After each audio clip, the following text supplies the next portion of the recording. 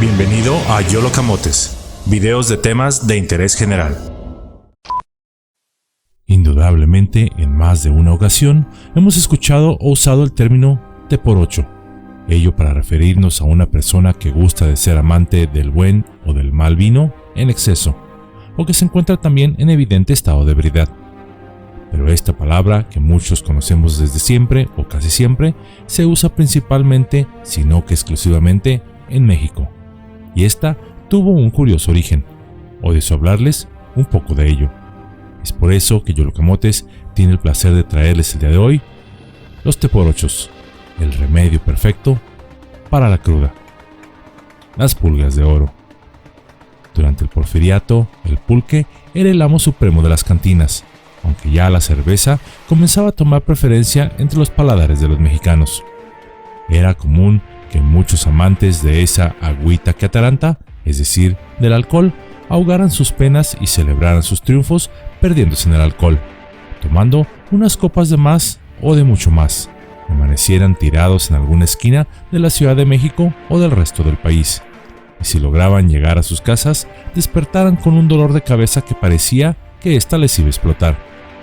Existían una infinidad de remedios en aquel entonces e incluso ahora para curar la llamada cruda, pero ninguno sería tan popular y tan eficaz como el té que inventó un hábil comerciante de uno de los mercados más populares de la Ciudad de México. En un puesto del mercado de la Merced, de la capital del país, un comerciante tuvo la brillante idea de vender por las mañanas un remedio contra la cruda.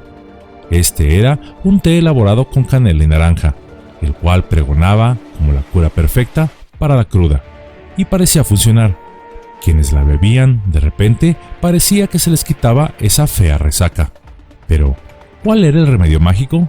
Pues resulta que a este llamado té le echaba un chorrito de aguardiente, y así el cuerpo, que se sentía mal por la falta de alcohol, al tener un poco más, se sentía mejor. Este despertaba y tranquilizaba a cualquiera que sintiera los efectos de la cruda. Este puesto vendía sus tés a 10 centavos, lo cual no era nada barato, si consideramos que un jornalero, por ejemplo, trabajando de 10 a 12 horas, ganaba más o menos de 3 a 6 pesos diarios en aquella época, y tan solo un kilo de frijol costaba también 10 centavos. Pero el remedio era tan efectivo que la gente lo pagaba con gusto con tal de sentirse bien. Hasta aquí, todo normal. Pero pues como ya sabemos cómo son las cosas, y en México el éxito de alguien es casi siempre emulado, por no decir copiado, por alguien más, no pasaría mucho tiempo para que una señora comerciante del mismo mercado copiara el famoso remedio, y además pusiera un puesto ofreciendo más barato este té, y justo enfrente al despachador original. Para hacer que la gente comenzara a acudir a ella, en lugar de su competidor, comenzó a vender el té en 8 centavos. Además, la señora colocó un letrero gigante que decía té por 8. Pronto los amantes de Baco comenzaron a pasar la voz y a decirse: vamos por el té por 8, ese sí cura la cruda. Fue tanto el uso que se le daba a esta frase, es decir, el té por 8, que con el tiempo del decir vamos por el té por 8 se convirtió en un sinónimo de una persona alcohólica que busca un remedio para la cruda. La palabra comenzó a ganar notoriedad en la Ciudad de México y después en el centro del país.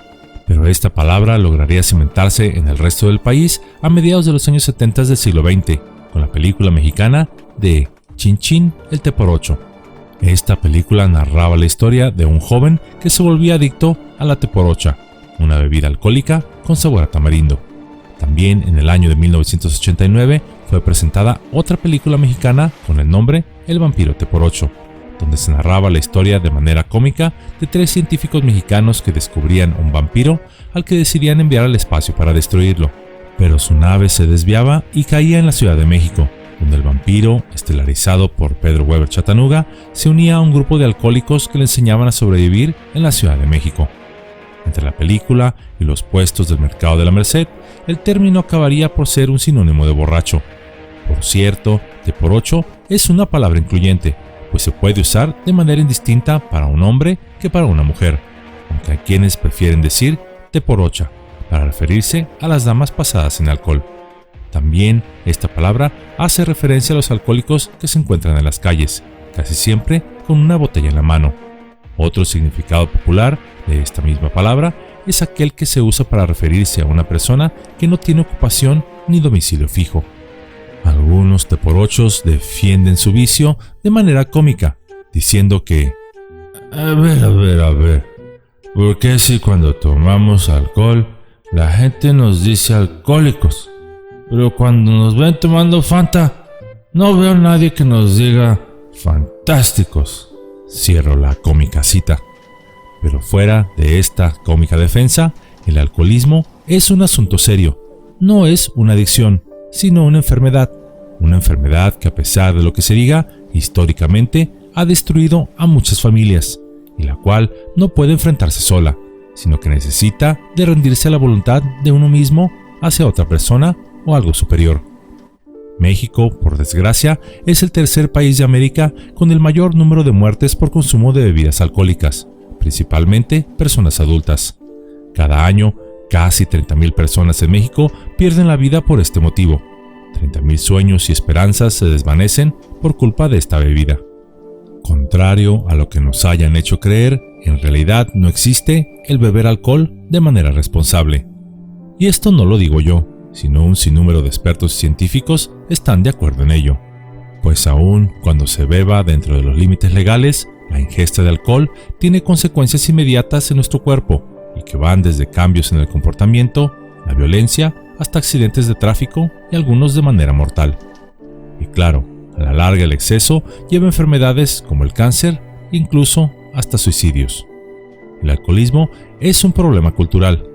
Es una sustancia legal socialmente aceptada, la cual se sirve casi libremente en fiestas, reuniones, cumpleaños, etc. y está prácticamente disponible en todas las tiendas de autoservicio del país. La famosa campaña de nada con exceso, todo con medida, de la época de los 80s, fue una frase tomada por las empresas destiladoras de alcohol, y la cual resuena aún hasta nuestros días. Esta fue y aún es ampliamente presentada en anuncios publicitarios, ello debido a la mala reputación que el alcohol, por un momento, tomó durante la segunda mitad de la década de los años 70 y la mitad de los 80 del siglo XX, pues se asociaba con una gran cantidad de problemas. Así, con esta campaña, las productoras de bebidas alcohólicas dieron una imagen de ser socialmente responsables y, por consecuencia, aceptables. Pero esta frase tan popular no fue creada por ellos, sino por el filósofo y sabio griego Solón, ello en el siglo VI a.C., el cual era uno de los sabios del oráculo de Delfos, y bajo trance, o irónicamente, bajo un estado alterado de la conciencia, dijo estas palabras. Los griegos creían que los dioses hablaban a través de esta clase de personas. De hecho, en América, nuestros ancestros prehispánicos creían lo mismo, que los dioses hablaban a través de las personas altamente alcoholizadas o en estados alterados de la conciencia. Algo que los griegos, por cierto, descubrieron, derivado de esta frase, es que aquellos que practicaban la moderación y el autocontrol obtenían más placer que aquellos que se complacían en el exceso, pues la gente disfruta más de lo poco que tiene que aquel que tiene demasiado, y esto aplicaba también para el consumo de alcohol.